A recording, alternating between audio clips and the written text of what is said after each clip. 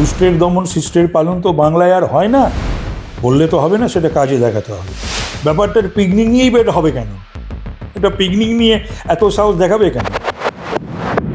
তাপসদা, আপনাকে মাধ্যমে স্বাগত। দাদা, রবিবার ভোর সন্ধ্যায় গোল পার্কের কাছে যেভাবে দুষ্কৃতী তাণ্ডব হলো, বোমা চললো, গুলি চললো, কি বলবেন? না, এই তো বলার কিছু নেই, এটা তো খুবই স্বাভাবিক। তার কারণ সরকার এবং শাসক দলের, পুলিশের প্রত্যক্ষ প্রশ্রয়ে এই সমস্ত ক্রিমিনালরা, এই সমস্ত দুষ্কৃতীরা, তাও দক্ষিণ কলকাতায়, এর থেকেই বোঝা যায় বাংলার চিত্রটা টোটাল।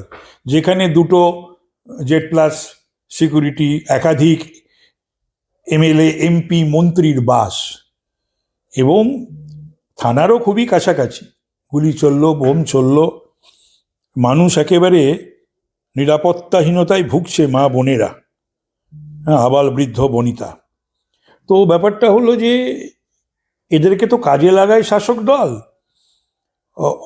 বিরোধী রাজনীতি কর্মীদের শায়েস্তা করতে, তাদের থ্রেট করতে, মারতে, এবং ইলেকশন, সে পুরসভা হোক, বিধানসভা হোক, লোকসভা হোক, সেগুলো লুট করতে।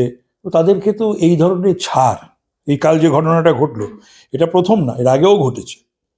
তো সুতরাং এই ছাড়টা তো দিতেই হয় শাসক দলকে, এই এই সমস্ত দুষ্কৃতীদের বা পুলিশকে। সোনা পাপ্পু বলে একজনের নাম উঠে আসছে। হ্যাঁ, শুনছি, আমি জানি যে সকলেই জানে, ওকে চেনেও জানে। ওর তো ছবিও সমস্ত প্রতিষ্ঠিত পদাধিকারী এবং জনপ্রতিনিধিদের সঙ্গেও তো দেখা যাচ্ছে, পাওয়া যাচ্ছে তৃণমূলের। এত সাহস বা এত ক্ষমতা তার গোষ্ঠী? ক্ষমতাটা তা বলছে হচ্ছে কি, যদি শাসক দলের বা সরকারের হাতটা মাথায় থাকে, তার সাহস হয়। হাতটা সরে গেলে পরে সাহস থাকবে না। পুলিশ ছাড় যদি না দেয়, দুষ্টের দমন শিষ্টের পালন তো বাংলায় আর হয় না। সেটা যদি হতো, তাহলে আজকে এই জায়গায় আসতে পারতো না, ওই ৫৫ তলা। এখানে প্রশ্ন উঠছে যে পুলিশের গাড়ি যেখানে ভাঙচুর করা হলো, প্রায় কয়েকশো জন লোক চলে এলো। এটা কিভাবে, মানে কিভাবে সম্ভব? মানে এরকম কলকাতার বালিগঞ্জ বা না, ওই জায়গাটা, এলাকার ওই মতো জায়গাটা খুবই জায়গায়? ঘনবসতি, হ্যাঁ। আর ওখানে মানুষজন বহু জীবনে বহু কিছু দেখেছে, শুনেছে। একটা সময় তো ভয়ঙ্কর ছিল, সেসব ঠিকঠাক হয়ে গেছিল, আবার শুরু হয়েছে। তো সুতরাং ওরা নিরাপত্তার কারণে তাদের বেরোতে হয়েছে। পেছনে কার হাত থাকতে বলে আপনার মনে হয়? এই দুষ্কৃতিগুলোর মাথায় কার হাত? তৃণমূলের হাত, আবার কি? তৃণমূলের হাত, শাসক দলের হাত, তৃণমূলের জনপ্রতিনিধিদের হাত। একজন বলছে স্থানীয় বাসিন্দা যে সোনাবাবুর ছেলেরা এলাকা দখল করতে চাইছে। হ্যাঁ, ঠিকই বলেছে তো। লোকাল লোকের তাদের কি দায় ঠেকেছে? লোকাল লোকরা যেটা দেখেছে, শুনেছে, বুঝেছে, সেটাই বলেছে। কিন্তু ওখানকার যিনি কাউন্সিলর বৈশাল আর চট্টোপাধ্যায়, তিনি বলছেন যে পিকনিক ঘিরে আসেন।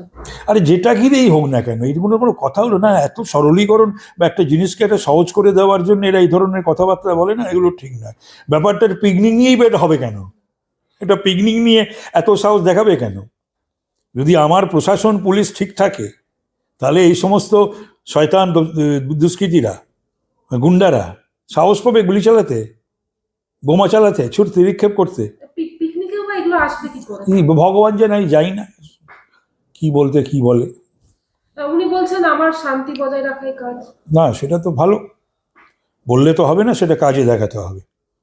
এখন আমরা যেটা দেখতে পাচ্ছি, তাতে 10 জনকে গ্রেপ্তার করা হয়েছে। এতজন এলো, মাত্র 10 জন গ্রেপ্তার। এখন জানি না সুমোটো হয়েছে না স্পেসিফিক কেস হয়েছে, না কাদের কাদের নাম পড়েছে, নাম গেছে।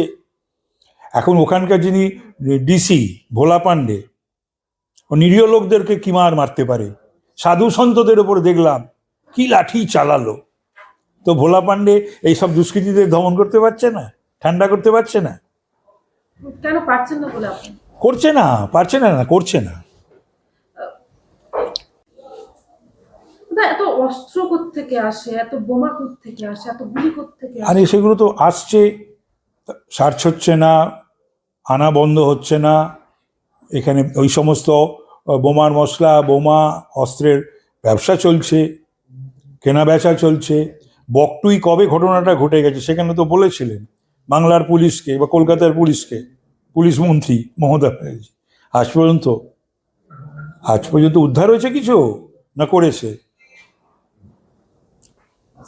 কিন্তু তাহলে মানে তা পুলিশ তাহলে সার্চ করছেন না কেন, বা আইন ব্যবস্থা কোথায়, প্রশাসন কি করছে?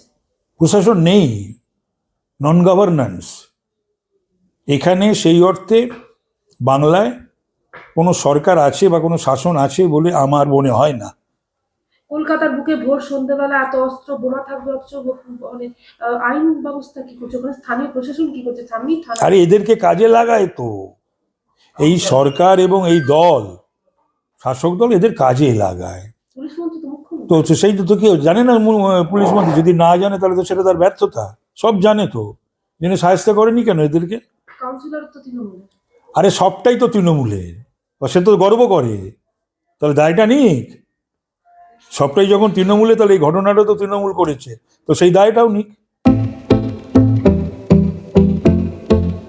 भारत के हृदय प्रदेश मध्य प्रदेश की धरती, जहां परंपरा और प्रगति का संगम है, और यहीं भोपाल में पहली बार आयोजित हुआ ग्लोबल इन्वेस्टर्स समिट 2025। प्रधानमंत्री नरेंद्र मोदी जी के कर कमलों से शुरुआत और केंद्रीय गृह मंत्री अमित शाह जी का मार्गदर्शन। इसमें शामिल हुए 9 देश, 25,000 से अधिक निवेशक और 100 से ज्यादा विदेशी प्रतिनिधि। समिट में हुए 89 MOUs पर हस्ताक्षर, 600 से अधिक बीदोग और 5,000 प्लस बीदोग मीटिंग्स, 26 लाख करोड़ से ज्यादा निवेश, जिनसे 17 लाख से अधिक रोजगार सृजित होंगे। मुख्यमंत्री मोहन यादव के नेतृत्व में सिंगल विंडो सिस्टम, 29 दिन में भूमि आवंटन और उद्योग एवं रोजगार वर्ष 2025 जैसी पहले मध्य प्रदेश बना देश का तीसरा सबसे बड़ा निवेश आकर्षण। यह सिर्फ एक समिट नहीं, बल्कि आत्मनिर्भर भारत की दिशा में मध्य प्रदेश की ऐतिहासिक छलांग है। मध्य प्रदेश उद्योग एवं रोजगार का नया गढ़।